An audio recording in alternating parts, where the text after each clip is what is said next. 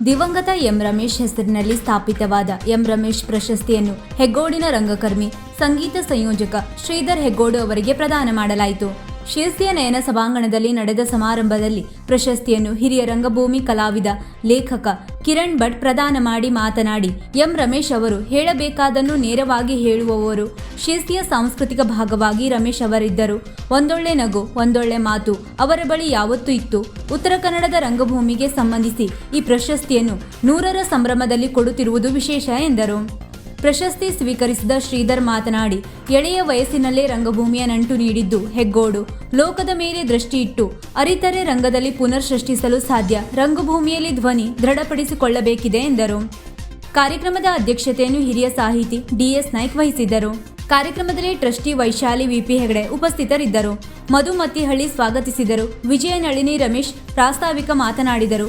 ಮಹಿಮಾ ಭಟ್ ನಿರ್ವಹಿಸಿದರು ಹಾಗೂ ಟ್ರಸ್ಟಿ ಪ್ರಜ್ಞಾ ಮತ್ತಿಹಳ್ಳಿ ವಂದಿಸಿದರು.